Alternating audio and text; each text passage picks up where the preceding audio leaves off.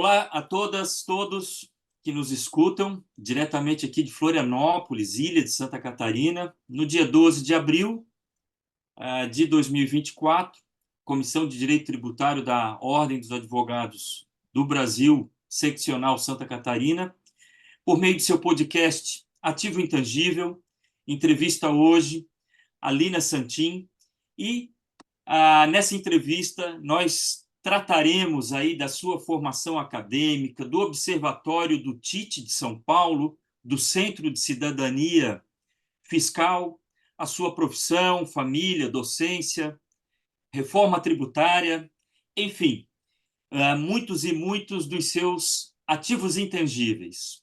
A Lina é advogada, é sócia do escritório Saluce, Marangoni, Parente Jabur Advogados, doutoranda em Direito pela Fundação, pela PUC de Direito, mestre, PUC de São Paulo, mestre pela Fundação Getúlio Vargas, especialista em Direito Tributário, está diretora do Movimento de Defesa da Advocacia, MDA, é professora, palestrante e também coordenadora, como eu disse lá no início, do Centro de Cidadania Fiscal. No programa de hoje, além da nossa convidada, temos como facilitadora a colega Silvia Varela, que também é advogada, professora, mestre em Direito Tributário pela PUC de São Paulo, tem aí um pouquinho de PUC nas duas, né? Especialista em Direito Tributário pelo IBET e está aí diretora temática de Direito Tributário da Escola Superior da Advocacia OAB aqui de Santa Catarina, nossa querida ESA. Ela tem feito muita coisa interessante, fizemos aí uma sessão de reforma tributária muito bacana. Aproveito aqui também já para deixar a todos que nos escutam ficarem bem ligados também nas coisas que a ESA, por meio da Silvia, que tem produzido muito conteúdo interessante para a formação aí da advocacia, não só catarinense como brasileira, né? Bom, prazer aí então estar com vocês aqui hoje, especialmente pelo aceite das duas, principalmente da entrevistada, e que eu acho que a gente vai fazer um grande bate-bola aí, com leveza, com conteúdo, trazendo informações bem interessantes para quem nos escuta. Lina, como a gente costuma fazer aqui em todos os podcasts, eu inicio a primeira pergunta e depois elas são variadas com todas as demais entre eu e a Silvia, e aí a gente vai até o final e aí encerra. Espero que encerrando melhor do que a gente começou. Então, já começando, te pergunto, por que optasses pelo curso de Direito?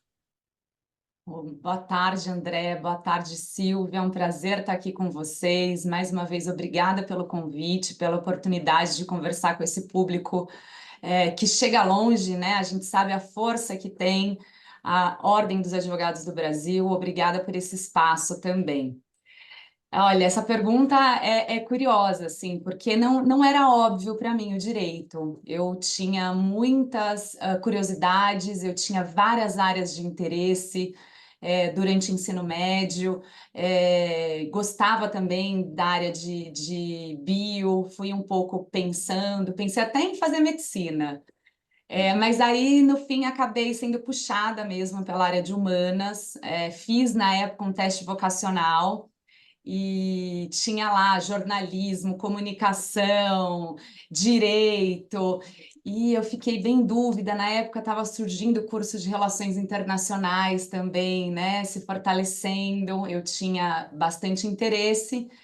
E quando eu coloquei todos ali na panela, eu falei, bom, direito, se eu fizer direito e quiser ser jornalista, eu posso.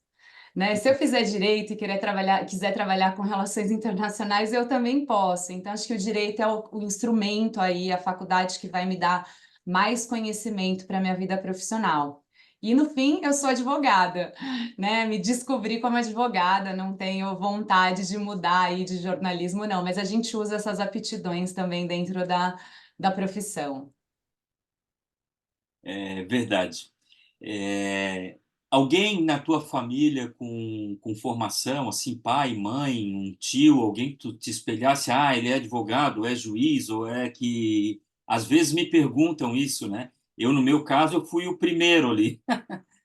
Do meu clã, eu sou a primeira também. Meu pai é economista, minha mãe bióloga, meu padrinho, que é gineco, que é médico, ele era uma inspiração assim de infância, porque ele fazia partos e trazia bebês ao mundo. Eu achava aquilo muito mágico, né? Mas eu não dei conta não de entrar numa sala de estudo de medicina, né? Aquele ambiente, e mexer em corpos e sangue, né? E aí eu tenho, sim, uma família inteira ali, muito grudada também, que é meus primos, né? Meu tio e os 3 filhos de advogado, inclusive com a minha prima, que sempre foi um modelo de mulher, mas eu não relacionava a profissão, sabe? Demorou para eu entender que, poxa, estava ali, a sementinha estava ali na Roberta. Que legal. Obrigado pela resposta, Lina.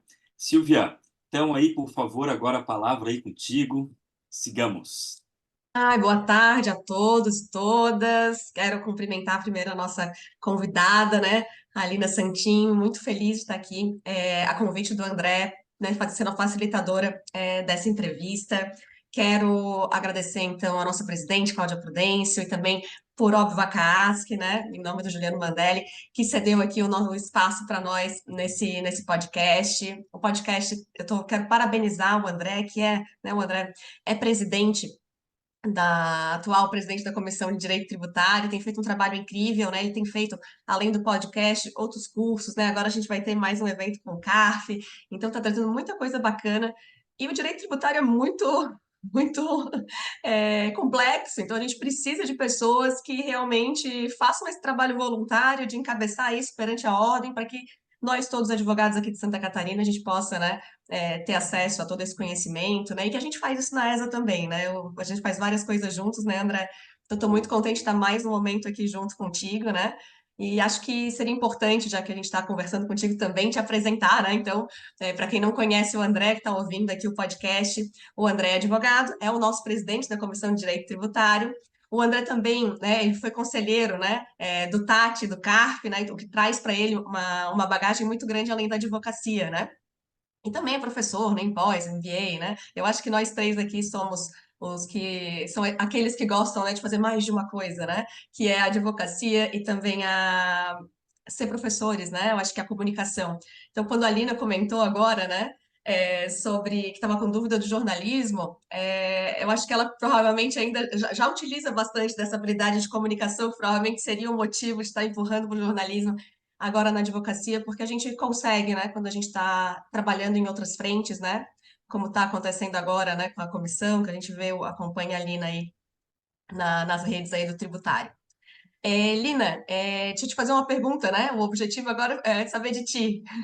Como é que entrou, então, o direito? A gente agora entendeu, assim, que aconteceu, né? Mas e o direito tributário? Como é que ele caiu na tua vida? Bom, eu comecei no direito tributário no meu segundo estágio.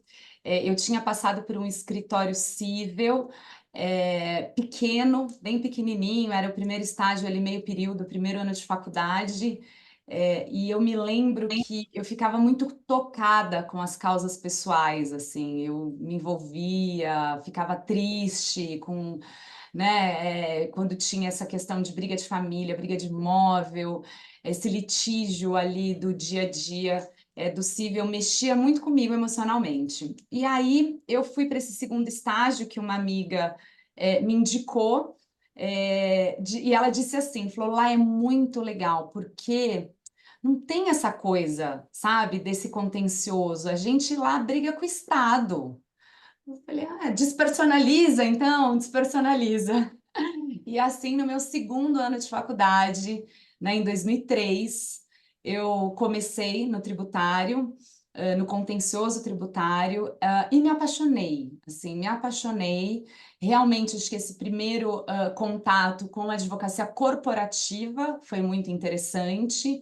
essa despersonificação também, né? Tratar com empresas, com departamentos jurídicos e ter como oponente o Estado, né? Uma entidade, esse foi minha primeira paixão. E assim eu continuei minha carreira no tributário, nunca saí do tributário. Mas teve um momento ali um pouco mais à frente que eu entrei numa crise em algum momento ali, poxa, mas então a vida, né, no contencioso tributário vai estar ali eventualmente tendo que defender sonegador, né, eventualmente fazendo algumas impugnações que eu não tenho nem direito para colocar, mas a gente inventa alguma coisa para suspender o crédito, tudo que, né, todo advogado tributarista que atua no contencioso sabe. Gostava muito do consultivo também, pelo desafio, muitas vezes, intelectual que ele trazia. Mas foi quando eu entrei na GV que eu passei a ver o direito tributário de outra forma, que eu entendi que o direito tributário é transformador, que o direito tributário é responsável por inúmeras mazelas, por um lado, da sociedade, mas também é a fonte de renda de outro. Então, assim, sem direito tributário não tem Estado, né? E quando eu compreendi que eu tinha conhecimento sobre esse instrumento e que eu poderia utilizar esse instrumento para algo maior, né, além desse dia a dia da advocacia dentro da academia, né, fazendo política pública através do direito tributário, aí eu me encontrei. Aí foi um renascimento dentro do direito tributário. Isso aconteceu entre 2013 e 2014. E aí já são 10 anos, né, atuando dessa forma. Ai, que coisa boa. Tem, talvez tenha relação com identificar o propósito, né? E Com ver o certeza, direito com tributário de outra certeza. forma, né? Eu Eu encontrei esse... trabalhei com. Desculpa. Desculpa. Siga. Não, Desculpa. eu ia comentar contigo que eu trabalhei com direito de família quando estava na faculdade, aconteceu a mesma coisa. É essa sensação que está no meio das pessoas e a gente sofre junto, né? E no direito tributário, apesar do dinheiro ser nosso, né? Porque o dinheiro é nosso, se for pensar, Sempre. despersonifica mesmo. Mas, por favor, continua ali, né? Oh, perdão. Eu tive essa experiência ali e foi muito engraçado, porque o primeiro contato que eu tive ali na GV com o Eurico, ele dizia: mudar o Brasil, sim, nós podemos. Né? Depois desse slogan que começou ali na campanha do Obama, ele se apropriou, né, originalmente aqui no Brasil dele. E no começo, por mais que eu entendesse a dimensão e essa possibilidade, ainda era algo muito abstrato, muito ambicioso.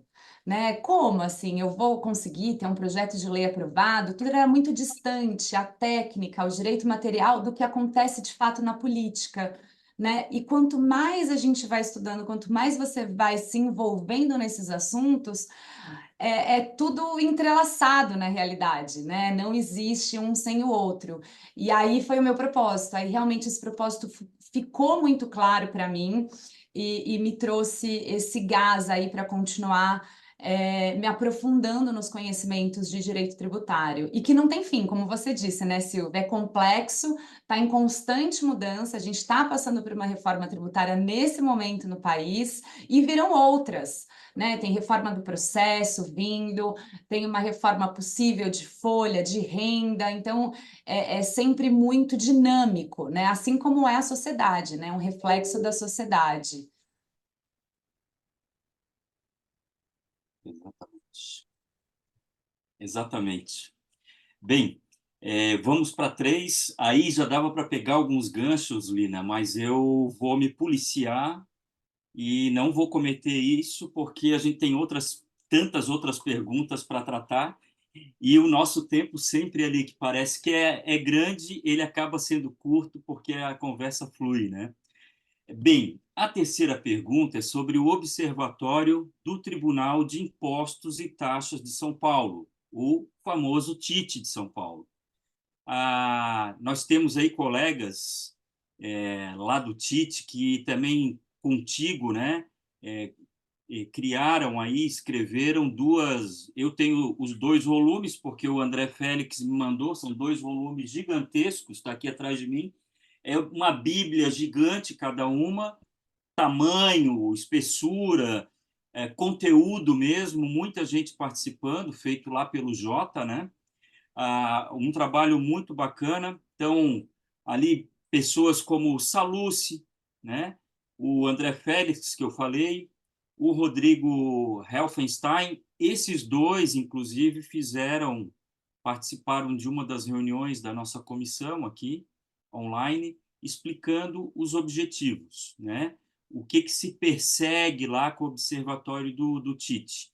E há um interesse muito grande, a gente flerta com a ideia de fazer algo parecido com o Tati, aqui de Santa Catarina. Mas a gente não tem o tamanho e a massa de pessoas que vocês têm aí em São Paulo. Flerte e desejo nós temos de fazer parecido aqui. Quem sabe, em breve. Queria que tu trouxesse um pouquinho para quem nos escuta a tua experiência sobre esse projeto, o que ele representa, qual a tua participação nele? Perfeito. Eu vou voltar um pouquinho, então, para contar essa origem, né, do Observatório do Tite. O Núcleo de Estudos Fiscais da Fundação Getúlio Vargas foi fundado em 2009 pelo Eurico, quando iniciou ali a faculdade, pouco depois de iniciar a faculdade de Direito, né, da Fundação Getúlio Vargas em São Paulo. E uma das vertentes, quando ele numerou os princípios, né, e os objetivos que o núcleo iria perseguir, a transparência sempre foi um princípio muito caro e norteador das atuações do núcleo. E com base na transparência, buscando o acesso à informação, quando as primeiras pesquisas do NEF começaram e que buscavam até decisões de segunda instância dos tribunais administrativos e não tinha acesso, né? Diversos estados não disponibilizavam. E aí o NEF fez um trabalho muito bonito chamado ICAT, em que ele ranqueou os estados mais transparente para o menos transparente, e depois contatou os estados para educá-los a respeito de transparência e dizer o que eles precisariam fazer para que o índice deles melhorasse, né? Então, não é só expor, não é só criticar, né? É trazer realmente uma solução e contribuir com a sociedade, né? Com transformação, né? Com melhoria. E foi incrível, né, os resultados que foram obtidos. Praticamente todos os tribunais administrativos na época passaram a disponibilizar suas decisões, ainda que com alguns problemas de site, alguns problemas de acesso, mas houve uma mudança muito grande. E isso, sem dúvida alguma, nasce dentro do NEF, esse movimento nasceu dentro do NEF. Desse movimento, nasce a ideia também de fazer o Observatório do CARF. O CARF passava por um momento delicado da sua história, né? A gente é extremamente admirador do trabalho técnico, de tudo que já foi feito, todas as discussões extremamente profundas que ocorreram ao longo de todos esses anos, conselhos de contribuintes e depois CARF, mas infelizmente algumas poucas ações que fogem, né, de uma ação republicana, uma ação correta, o CARF acabou muito manchado naquele momento pela Operação Zelotes. Teve-se então a ideia de colocar esse holofote sobre as decisões do CARF. Então, vamos dar transparência para o CARF?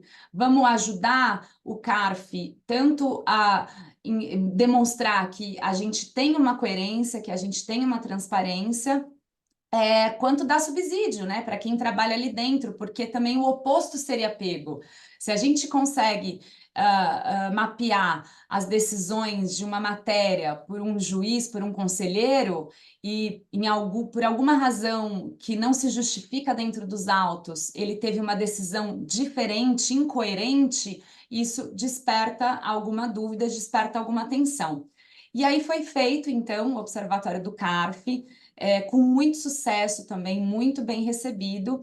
E o Salucci, que era juiz do Tite, falou: poxa, Eurico, vamos fazer um desse para o Tite. E o Eurico falou: vocês tocam aí, né? Deu todo o know-how, né? Nessa época eu era sócia do Eurico, então entramos Eurico e eu, Salu Sidolina, que era a pessoa aqui dentro do escritório, que era um braço direito aqui de Salus que cuidava, né, da parte de contencioso administrativo. E com esse objetivo, com essa ambição, né, de trazer luz, de trazer transparência, de entender qual era a orientação de determinada Câmara, né, entender qual era a orientação no todo de um órgão, a coerência também, né, da Câmara Superior com relação às eventuais revisões das matérias que chegam até eles. Nós fizemos a primeira edição, foi realmente um sucesso, a gente contou com mais de 100 autores, então é um trabalho que precisa de muitas mãos mesmo, porque a gente analisou a exaustão, não foi uma análise por amostragem, né? A gente realmente fez uma análise exaustiva, claro, selecionando depois os melhores acórdãos para trabalhar em cima deles, escrever os artigos, mas foi edificante, né? Coordenar esse trabalho, coordenar esses 100 autores. Lançamos esse livro em 2017, 2018 para 2019, e agora a gente acabou de concluir o segundo Observatório do Tite, já está na gráfica, já está na editora, então esse ano de 2024 sai os outros 5 anos. A gente tinha olhado para os últimos 5 anos, antes de 2012 a 17, agora a gente está olhando de 18 a 23. E eu espero que tenha essa aderência, né, que o Observatório do CARF teve e essa primeira edição também do Tite teve. Ok. É isso. A É gente também faz... gigantesco o negócio, é gigantesco o negócio. Desculpa só te interromper, né, Lina, mas e um trabalho assim, eu tentei até quando a gente bem que poderia pensar em fazer um lançamento aqui, né? Embora seja da jurisprudência de São Paulo, mas é a jurisprudência. Gostei muito de vocês terem depurado por temas, né? Então, pega a prescrição, digamos, pega, sei lá, mudança de critério jurídico, sei lá, um Boa vício formal, fé, vício aquisição, corporeal, né? A muito gente pegou ali os 20 itens que a gente entendeu que eram os mais recorrentes. Como a gente contou com a participação de muitos juízes do Tite, né, tanto do lado do contribuinte quanto da própria administração tributária, eles trouxeram, eles sabem onde que tinha mais conflito, tinha mais divergência, né? Então a gente mapeou e realmente virou um glossário, assim, né, a respeito dessa jurisprudência. E aí a gente fez um trabalho também durante esses anos, de 2018 até agora, de acompanhamento mensal desses temas. Então a gente mapeava as decisões da Câmara Superior. E dentre esses 100 autores, a gente tinha um revezamento, às vezes alguns mais dispostos acabavam fazendo mais. O Rodrigo Helfenstein é um querido que sempre nos atendeu, né? Sempre colaborou com o projeto. Para manter, não deixar que ele fique desatualizado. Então, todas as eventuais mudanças ou ratificações, né, de julgados anteriores da Câmara Superior estão disponíveis também na nossa coluna dentro do Jota. E uma coisa, Lina, na verdade, duas coisas, né? Uma só, o Rodrigo, e o Rodrigo me cobra no bom sentido, tá, e aí, vocês vão fazer ou não vão? Ó, eu estou disponível para ajudar vocês. Eu acho muito bom. Eu fico até envergonhado, porque realmente está faltando mais gente. Aí fica, talvez aí, Silvia, de repente até da gente tentar fazer uma convocação com mais gente. Eu já estou tentando também na associação lá de estudo tributário, daqui a Foi o que eu 7. pensei na A7. Eu acho que a A7 a gente podia fazer pegar os nossos órgãos aí que gostam de estudar tributária, a gente pensa, que essa é a Faculdade Sesusc também, a Federal. É, A gente pode pensar podemos num trabalho bem envolver. legal. Enquanto a Lina está falando contigo aqui, eu estou Tá aqui com a. pensando? Sim, sim. Eu já falei com o Dionísio, né? O Dionísio é o presidente da A7 e ele fez a reunião primeiramente com o André Félix, o Rodrigo, para a gente tentar. O problema é pessoas, mas a gente não vai, talvez, viajar muito agora aqui nessa empolgação do Tite de Santa Catarina, Vamos focar na Lina, mas ela deu assim, ela foi não, inspirador, cutuca, né? né? A gente Não, põe todo mundo para ouvir o podcast, vai ficar inspirado, daí eles vão nos ajudar a fazer. exatamente, exatamente, muito bom. E a outra, Lina, era a questão ligada a como que a gente adquire a obra, né? Porque o primeiro, eu acho que eu também peguei o bonde já andando demais, eu não consegui mais a obra, né? E aí o André Félix acabou tendo a gentileza de mandar. Mas agora que tu me falou que vai ser publicado outro, eu já fiquei com os olhos atentos, né? Bom, é uma obra coletiva cujo objetivo não é monetizar em cima dela e pautada na transparência. Então, disponibilizaremos o PDF, tá? A gente ainda não sabe exatamente como vai ser isso com a editora, mas eu comunico para vocês. É claro que o livro impresso tem um custo, então a editora vai acabar instituindo seu preço e é um livro grosso, então é um livro caro, né, para impressão e tudo mais. Mas o PDF, essa é uma marca também do Eurico, uma marca do NEF, em prol da transparência e em prol da disseminação de conhecimento. Né? Você, enfim, não disseminar, ter um trabalho tão bonito como esse, mas não dar acesso, né, por uma questão financeira, perde um pouco, né, do objetivo. Então, assim que estiver disponível, tanto para compra física, né, do novo, quanto para download do PDF, eu aviso vocês. Mas é no site da editora Max Limonade, tá? Que é uma editora parceira da GV. Todos os nossos livros têm essa cara, essa capa amarela, essa formatação. Tem vários, inclusive, lá dentro do trabalho, para quem se interessar pelos trabalhos do NEF nos últimos 12 anos, a gente tem mais de 20 livros assim publicados com resultados do que já foi obtido em termos de pesquisa, tanto coletivas quanto do próprio NEF, os pesquisadores que estão ali dentro. Eu fui coordenadora do NEF, né, durante 2017 a 2020. Foram mais de 3 anos ali na coordenação executiva geral do núcleo, o que me engrandeceu demais, né? Foi uma escola muito importante para mim. E aí não tem como sair de lá. Sem que o NEF saia de mim, né? O NEF mora dentro de mim, então eu me pauto por esses princípios também, então eu sempre brigo por eles, né? Transparência é o maior. E Ninguém essa perde com transparência, afinal. e essa é uma daquelas brigas que dá para a gente ir até o final da vida, né? Porque é suprapartidária, né? Ela é republicana, né? A próxima pergunta a Silvia vai fazer tem a ver ali com o Centro de Cidadania Fiscal. É isso, né? Democracia, república, conseguir atingir o maior número de pessoas possível para que a gente tenha um país melhor, né? Enfim, não vou praticar o spoiler da próxima pergunta. Silvia, contigo, então. Se deixar, a gente não termina, né? A gente vai. Sei lá, as perguntas acabam tendo uma relação, porque eu acho que, no final das contas, a Lina está aqui, assim, ela como uma mulher, né, tributarista, ela é muito ativa nas questões do direito tributário, e por isso que essa alegria da gente te ter aqui, né, para conversar conosco e com os advogados de Santa Catarina.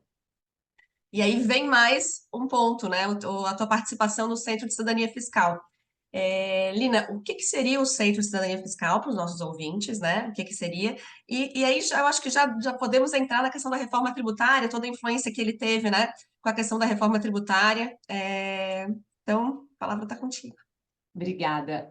A ideia de reformar o sistema, de melhorar o sistema, ela surge lá no NEF, como, né, eu disse para vocês, é um DNA ali do Eurico, mas a proposta de reforma tributária, que estava, né, sendo gestada ali dentro do NEF, começa a ficar muito grande, e aí o Eurico vê necessidade de ter uma equipe também muito experiente, com diretores experientes, trazer pessoas de fora, um economista, uma pessoa que tenha experiência de Estado, né, que tenha trabalhado no governo, outro com experiências internacionais, e assim ele funda o CECIF, que é um think tank independente, Isso aconteceu em 2015. Ele foi fundado por Bernard Api, que é o economista ali, pai da reforma tributária, junto com o Nelson Machado, que é um estadista maravilhoso, com uma experiência incrível, foi ministro da Previdência, acabou com as filas do INSS, né? É incrível assim a experiência que ele traz desse lado de atuação pública. Isaías Coelho, que é outro mestre dos mestres, né, como eu o chamo, porque ele é mestre do meu mestre, que é consultor do Banco Mundial, Banco Interamericano, FMI, fez e ajudou a realizar reformas tributárias em mais de 50 países no mundo. É um ex-auditor aposentado da Receita Federal, aposentou-se muito novo e fez toda essa carreira internacional e conhece muito de tributação e de política fiscal. E assim foi fundado o CECIF com essa proposta de trazer uma reforma tributária da sociedade e não do Estado, né? Então, escutando os anseios da sociedade, escutando o setor público, assim ele foi financiado e continua sendo por todos esses anos por empresas privadas, que buscam compliance, que buscam um ambiente de negócios mais transparente, que buscam segurança jurídica, né? E tudo aquilo que deixa a desejar o nosso sistema atual. De lá que surge a PEC 45, né, que depois tem todo esse andamento aí no Congresso Nacional, e o ano passado foi aprovada e virou Emenda Constitucional 132 de 2023. O CECIF continua suas atuações, eu atuei lá como pesquisadora realmente vinculada em 2016, depois eu acabei me dedicando em questão de tempo ao NEF, mas de certa forma eu fazia essa ponte, eu aprendia no CECIF e trazia para o NEF para a gente fazer os debates, para a gente fazer aqueles encontros dentro da GV, chamando os advogados, chamando, né, os especialistas a participarem, né? E hoje o CECIF continua porque ele tem ainda objetivos, né? A gente só conseguiu um pedacinho ali de reformar a tributação sobre o consumo, né? E instituir princípios muito caros lá no preâmbulo, né, do capítulo da tributação na Constituição, no artigo 145. Isso acho que foi a maior vitória, além do próprio IVA dual que a gente passará a ter no Brasil, mas a gente tem outros problemas, então a gente precisa continuar aperfeiçoando legislação, a gente precisa ter noção, né, do impacto econômico que todas essas políticas fiscais trazem, aquilo que nos causa atraso, aquilo que nos causa custo, como é possível fazer de uma forma mais eficiente para o país, né? É uma visão conjunta, sem dúvida alguma, né, do direito e da economia e dos efeitos práticos disso no dia a dia dos empresários e também do setor público, né, porque ao fim e ao cabo a gente está falando de arrecadação, e se eu tenho um sistema que não é eficiente, eu tenho menos arrecadação, eu tenho menos dinheiro para dispor e para prestar serviços de qualidade, como todos nós aqui no Brasil merecemos. Afinal, a gente tem uma tributação elevada e cara sobre o consumo e, infelizmente, muitas vezes esse dinheiro se perde aí dentro do sistema, em litígio, né? A gente tem um número absurdo de equivalente a 75% do nosso PIB em litígio, né? Então é muita coisa que deixa de ser arrecadada para os cofres públicos, muito custo também que as empresas têm e perdem ao não poder investir esse dinheiro dentro das suas atividades. Então são muitos desafios aí, né? Parte deles eu creio que a reforma, mantendo seus princípios originais, agora nesse momento de regulamentação, vai endereçar, e outros que ainda precisarão ser endereçados nos próximos anos. E só para concluir, hoje eu atuo então como uma colaboradora do centro, eventualmente eu sou chamada para explicar o sistema, né, explicar de onde surgiu, contar como foi a construção da PEC 45. Durante muitos anos viajei o Brasil fazendo esse trabalho.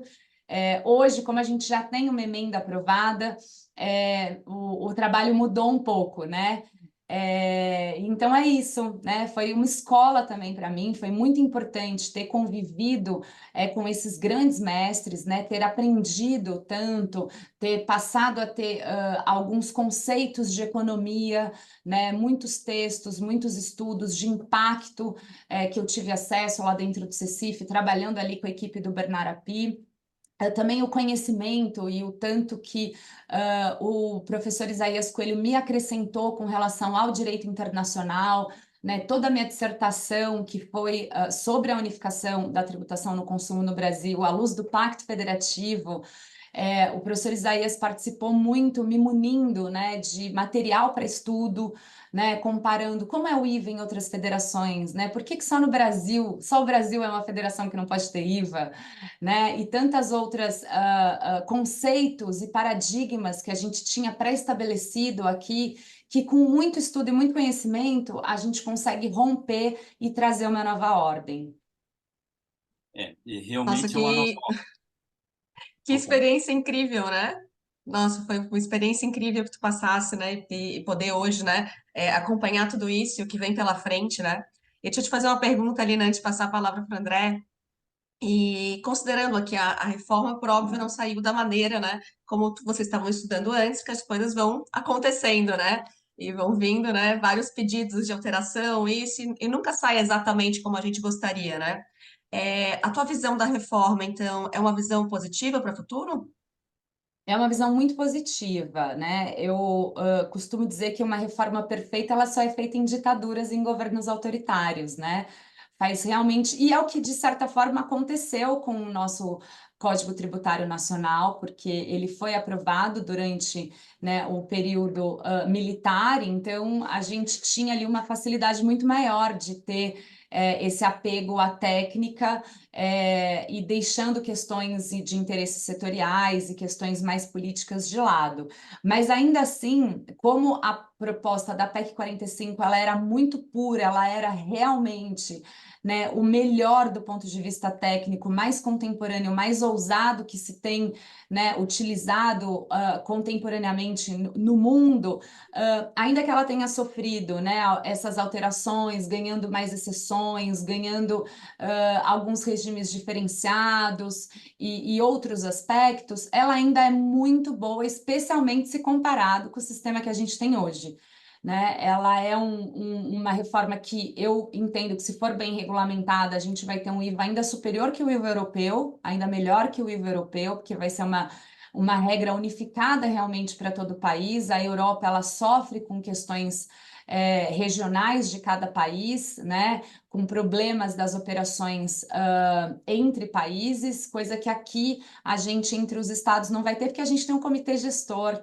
Então, o comitê gestor também é um ganho absurdo, né? Você poder centralizar a relação do contribuinte com 27 estados, com 5.700 municípios e facilitar dessa forma, né, o cumprimento de obrigações acessórias através de uma obrigação única, uma guia de recolhimento única, né? É algo que realmente promete um cenário de melhoria, né? Um cenário de segurança, um cenário de mais investimentos. Só que é desafiador, né? Sem dúvida alguma, porque a gente está trocando a roda com o carro andando, né? Então é desafiador, especialmente nesse momento aí da transição em que os dois regimes irão conviver, né? Acho que no ponto de vista federal, essa transição vai ser suave, é uma transição rápida de 1 ano, em que eu troco só PIS/COFINS por CBS. Acho que isso vai nos dar também um entendimento do que será esse novo sistema. Acho que foi muito bom ter feito essa transição através, primeiro, do sistema federal, muito mais simples, só a Receita Federal está envolvido, né? Mas depois a gente vai ter ali aquele período de 4 anos, de 2029 a 2032, em que ICMS, ISS irá conviver com um novo sistema. Então, nesse aspecto, sem dúvida alguma, é desafiador. O fato da gente ter escolhido um IVA dual acaba também trazendo outras complexidades para fins de fiscalização, de processo administrativo, né, processo judicial, como a gente vai unificar esses entendimentos para que, no futuro, IBS e CBS continuem idênticos, para que, com o passar do tempo e da jurisprudência, eles não se tornem tributos distintos, né? Como se eles não conversassem. Então, a gente tem que fazer tudo para que haja essa unificação, para que a simplificação tão almejada desde o início, essa uniformidade, ela de fato ocorra, especialmente passado o período de transição, o desafiador período de transição. Que assim seja, né? Obrigada, Lina. André, então a palavra está contigo. Ok. Lina, agora uma pergunta, fora um pouco do tecnicismo aí de Observatório do TIT, CECIF, academia. Como que tu concilias aí os teus afazeres profissionais, acadêmicos, com a tua família? Olha, eu sou mãe de 3, então tem seus desafios Foi também. proposital a pergunta, tá? Proposital. Eu tenho um filho grande, que não dá trabalho, mas ao mesmo tempo dá preocupação, né? Porque filho crescidos tem essa questão, que muito me orgulha, que está no 4º ano de Direito da PUC, e tem agora cada vez mais se apaixonado pelo direito e está fazendo estágio no direito tributário.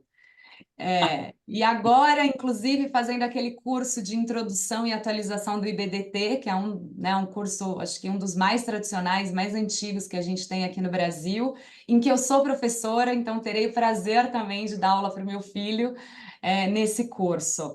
Então, tem o João, que é esse menino grande já, e tem os gêmeos, que farão 4 anos em breve, e que ainda demandam, né, muita atenção, muita disponibilidade de tempo, né? São pequenos. Eu tenho um parceiro, meu marido, que me apoia muito, né? Eu tenho, especialmente no ano passado para cá, né? Há 1 ano e meio, precisado me ausentar, então eu viajo para congresso, eu viajo para Brasília, né? Durmo um dia fora de casa, não é nada demais, mas isso acontece sempre, então eu tô. E ele me cobre muito, me apoia muito, então acho que quando eu tô ausente, as crianças têm a figura do pai, então não é algo que pesa para eles já acostumaram, eles sabem que a mamãe trabalha muito. E aí, algo muito gostoso é quando chega a sexta-feira, porque eu não trabalho esse final de semana, eu não levo trabalho para casa. E aí eu tenho essa dedicação assim integral para eles no final de semana, em que eu não respondo o WhatsApp, né? Eu deixo o celular longe, porque o WhatsApp é algo que suga a gente. Se a gente abre, você vai ver, tem 10 coisas. Então, é essa exclusividade de tempo que acaba compensando a correria durante a semana.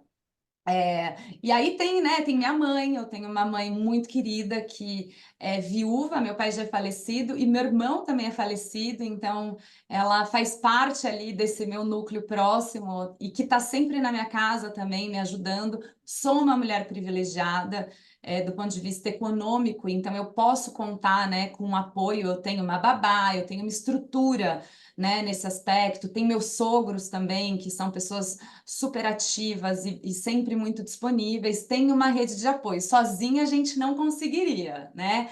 Se fosse mãe solo, ou sem essas condições econômicas, com certeza eu não teria essa possibilidade de poder voar.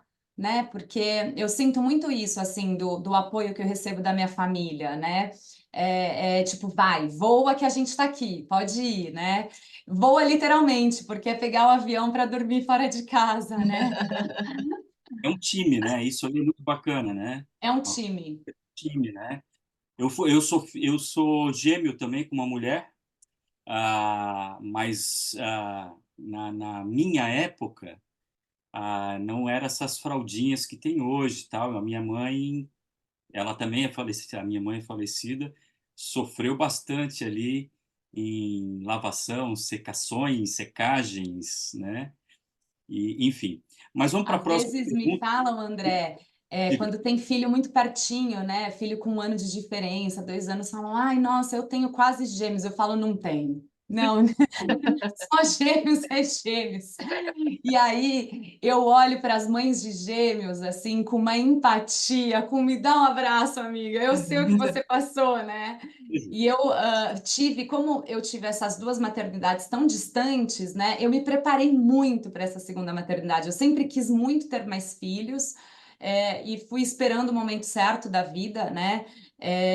E aconteceu já com, né, meus 36 anos, quando eu tive, eu tô com 40 já.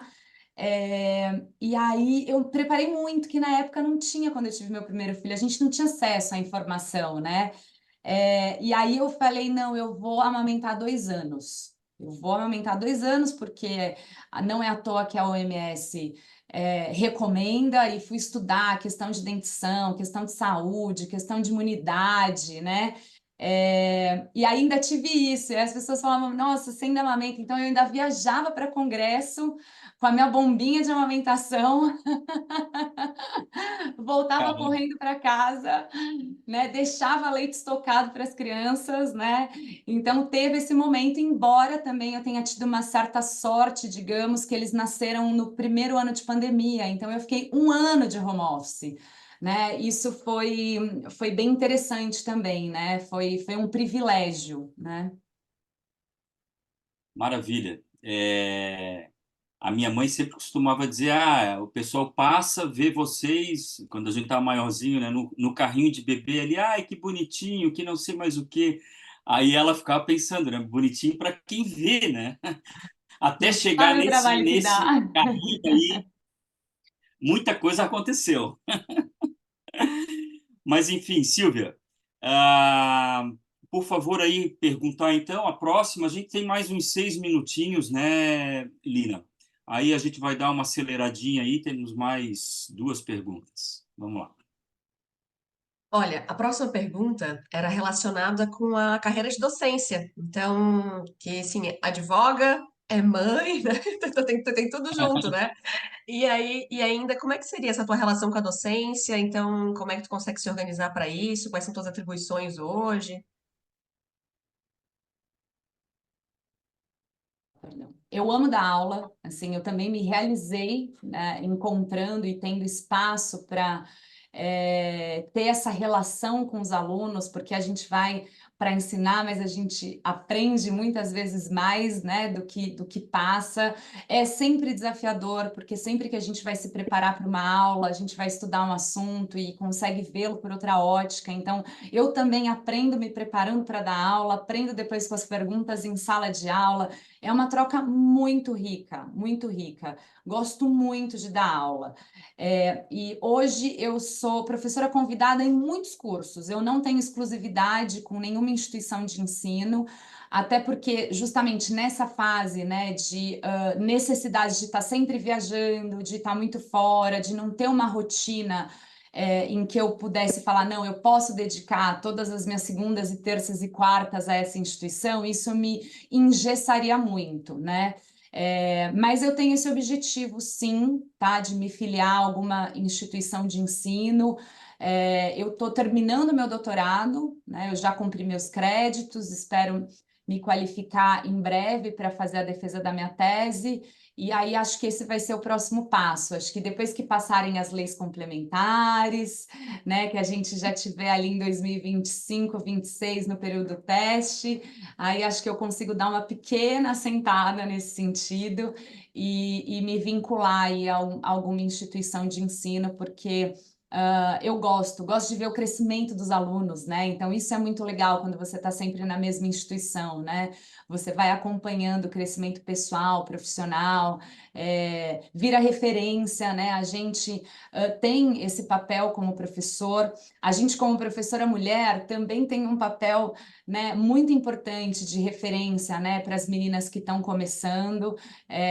Embora o cenário hoje já seja muito melhor nessas questões, e a OAB sempre de parabéns, né, a OAB sempre encampou essa questão da paridade de gênero e sempre foi pioneira, né, nessas discussões e vem se mantendo assim, vem ajudando essa evolução.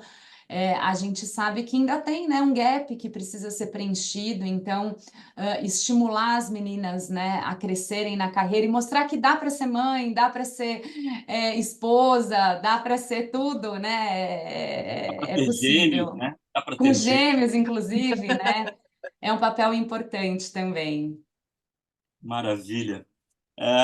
Lina, a gente vai estar chegando no final do programa e eu tenho a última pergunta para te fazer, que é sobre, a gente sempre pergunta para o entrevistado se ele tem alguma orientação, um aconselhamento, uma dica aí de carreira para dar para quem nos escuta.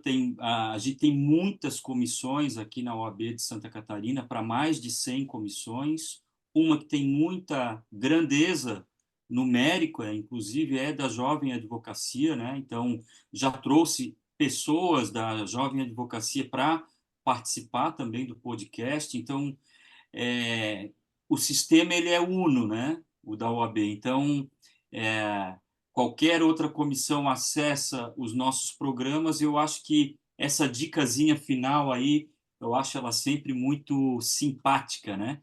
Então, se tu puderes nos dar alguma ou algumas, a gente já fica agradecido. Pode ser até um pouco clichê o que eu vou falar, mas até baseado um pouco na minha experiência pessoal. Às vezes a gente sai da faculdade, né, com muita gana de trabalhar, de correr atrás, de conseguir conquistar um espaço, né, crescer na carreira. A gente sai como advogado júnior, não vê a hora de virar pleno. E vai lá e aprende muito no trabalho, né? A gente muitas vezes tem um ensino na graduação deficitário, né? A gente se torna realmente advogado e conhecedor, muitas vezes na prática, né? Quando a gente se envolve nos casos, e aí a gente se encanta tanto que às vezes esquece de estudar. Então, esse é a minha dica, né? Ela pode ser piegas e batida, mas não deixem de estudar, não minimizem ou não subestimem, né, o poder do aprofundamento acadêmico, né? É claro que a experiência que se tem na advocacia, no dia a dia, dentro, exercendo a profissão, ela é única, não vai ser nas salas de aula que você vai adquirir, isso é fato, né? É na prática, né? É no laboro, mas aquilo que a gente traz da cadeira, da sala de aula, né? Do tempo que se perde lendo, procurando entender, fazendo perguntas, né? Se aprofundando, vale muito esforço. Então, estudo e esforço também, porque nada na vida vem de graça, né?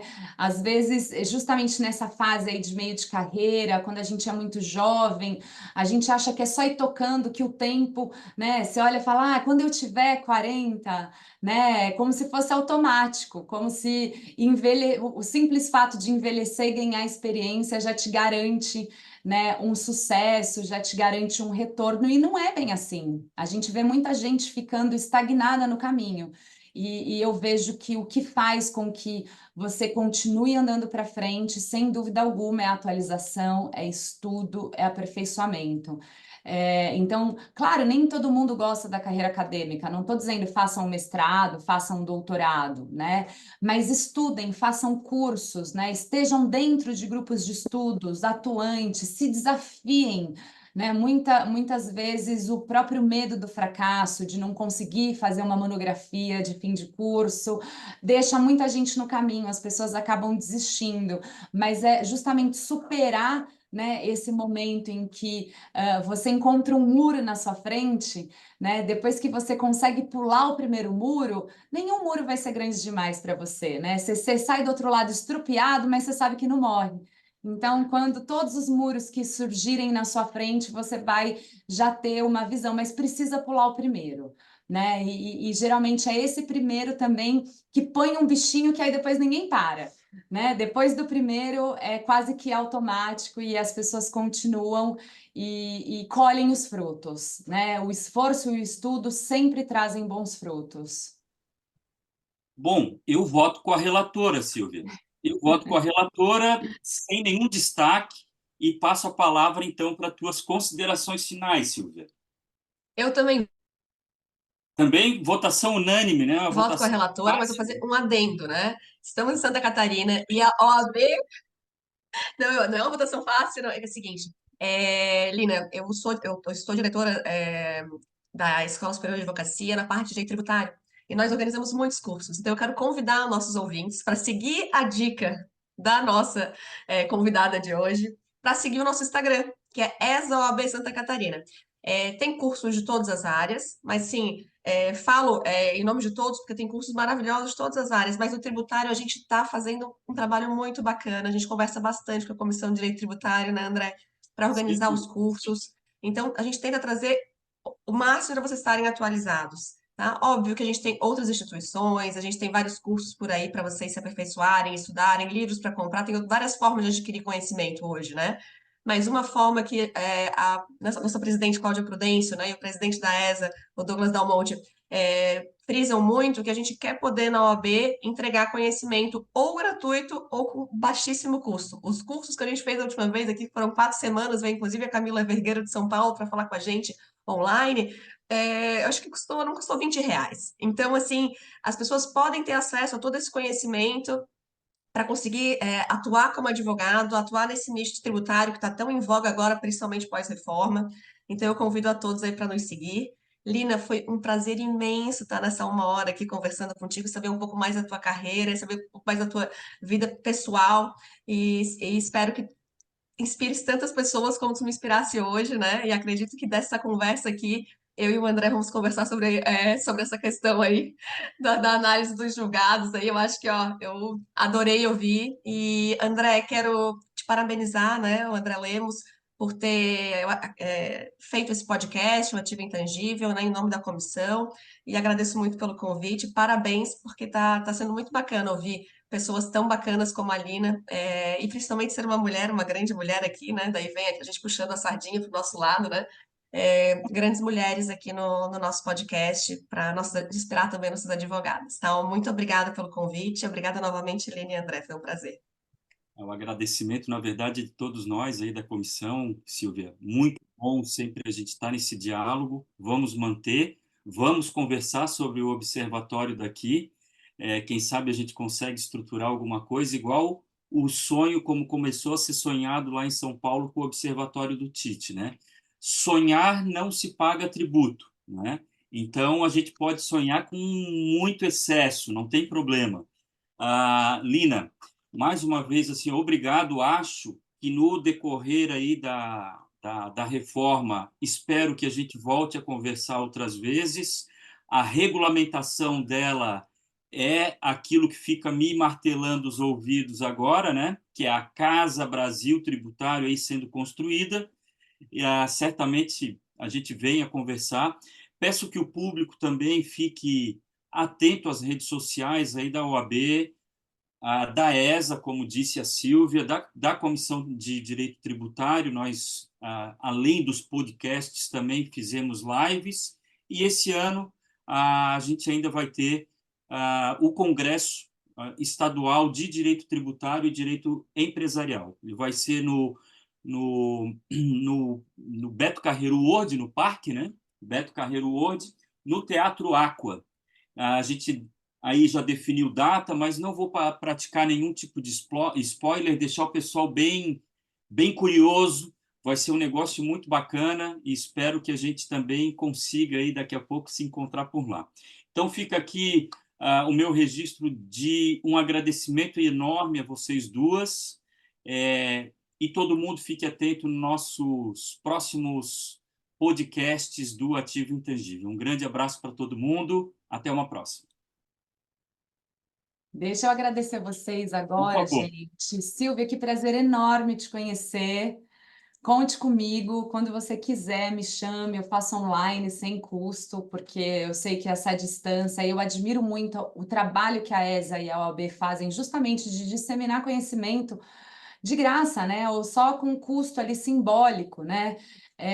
Às vezes esse custo simbólico, eu falo que é o que faz com que a pessoa se comprometa também aí, né? Porque eu vejo muitos cursos gratuitos em que as pessoas às vezes se inscrevem e aí, como é de graça, né, acabam no dia, qualquer imprevisto, não vão. Mas parabéns, viu? Muito bacana te conhecer, uma mulher tão maravilhosa assim, saber tudo isso que você faz. Mais uma vez, obrigada, viu, André, pelo convite, fico muito Ina. honrada.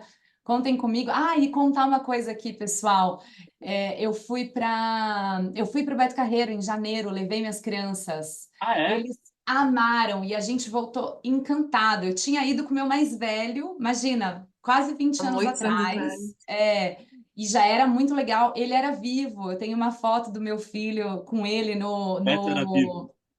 com ele no cavalo, muito legal. Mas essa vez assim foi encantador. E aí a gente deu uma esticadinha, né? E a gente foi para Floripa. Que delícia, né? Fazia tempo também que eu não ia, acho que fazia uns 10 anos que eu não pegava uma praia em Floripa e foi muito gostoso. Ano que vem a gente tem esse plano de voltar, porque é uma viagem muito gostosa, A muito nossa legal. terra é boa, a gente sabe, né, André? A nossa terra Nossa, é boa. de parabéns. É, é bom, é Florianópolis é bom. uma coisa, né? Fora do Brasil, né, gente? Mas o Beto Carreiro É, está muito melhor, né? e o Eu Beto fiquei uns Carreiro anos tá sem ir. Quando eu fui com a minha demais. pequena, eu fiquei muito impressionada. Como eles melhoraram, né? Cada vez Organizado, melhor, não param. limpo, enfim, sem fila, muito legal, muito legal. Os shows lindos, muito legal.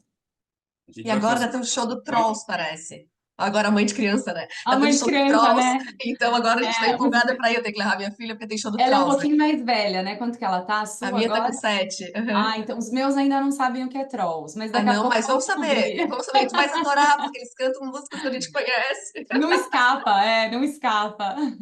Legal, legal.